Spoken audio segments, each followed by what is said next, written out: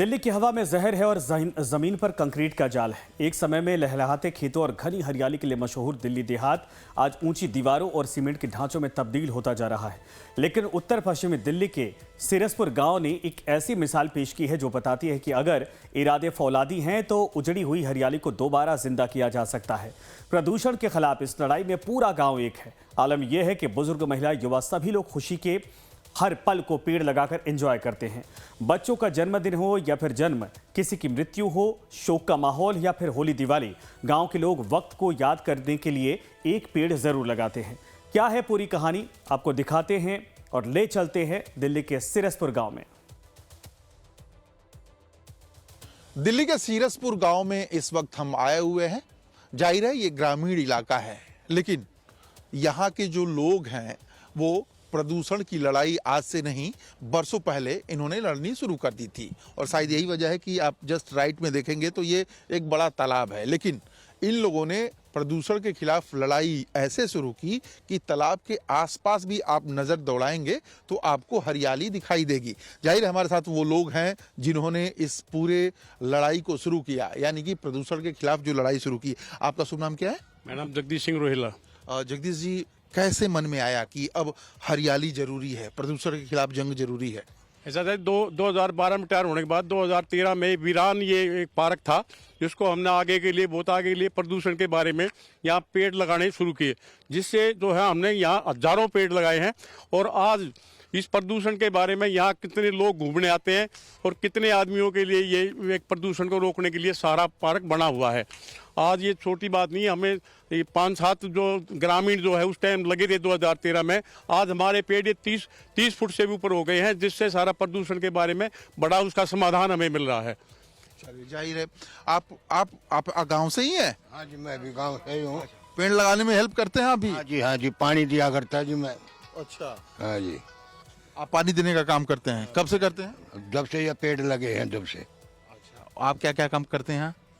ये पेड़ लगाने का ही था, पेड़ लगाए हैं 2013 से ये काम कर। अच्छा, कैसे मतलब सब लोग एकजुट कैसे हुए कि पेड़ लगाना है, हरियाली लानी? कोई एक दूसरे को देख देख कर जो है ना सारे जुड़ गए जी इसमें, और सब एक दूसरे का सहयोग करके और इसका करना शुरू कर दिया था ये पेड़ वगैरह जो है। क्योंकि यहाँ धूल मिट्टी उड़ती थी, प्रदूषण था। अब इन्होंने पानी की लाइन बिछाई, अब कभी तो पानी का लाइन खोल देता है कोई, कभी कुछ होता है, कभी पानी देना होता है, कुछ भी। हर आदमी सहयोग करता गाँव का, जिसको जो समझ जाए जिसको। जाहिर है, लेकिन अभी आप आगे आइए। जिस तरह से पेड़ों पे अभी देख रहे हैं धूल जमी पड़ी है, प्रदूषण लेवल जिस तरह से बढ़ रहा है, ऐसे में लगता है कि अब पूरी दिल्ली को भी ऐसे ही एकजुट होना चाहिए। बिल्कुल एकजुट होना चाहिए जी। मिलजुल के काम करेंगे तो तभी फायदा मिलेगा जी, प्रदूषण से राहत मिलेगी, नहीं तो बीमारी लगेगी।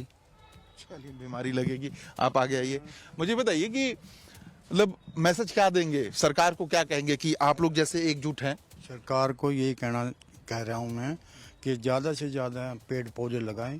मैं भी सुबह उठकर 5 बजे आकर पूरी पेड़ों को पालने में सहयोग देता हूँ। बाल्टी भर के जानवरों के लिए पानी भरता हूँ, पौधों में पानी डालता हूँ, और जितना जितना हमें सहयोग होगा पूरे परिवार का, पूरे गाँव का, तो काफ़ी आगे जा सकता है और प्रदूषण से मुक्ति मिल सकती है हमें। चलिए, जाहिर है प्रदूषण से मुक्ति मिल सकती है। आप आगे आ जाइए साहब।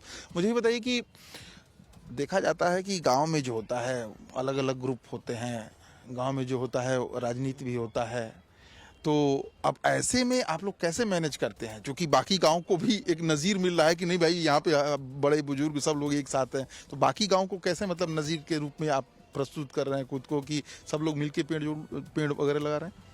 ये गांव की समस्या नहीं है, ये दुनिया की समस्या है। और जब दुनिया के ऊपर कोई खतरा होता है, लोग महसूस करते हैं, जैसे शुरुआत हुई, शुरुआत से जुड़ते चले गए, और आज हम इस मुकाम पर हैं कि हम यहाँ छाया भी लेते हैं, और जब इतनी सुंदर धूप है, इसके धूप में भी बैठते हैं।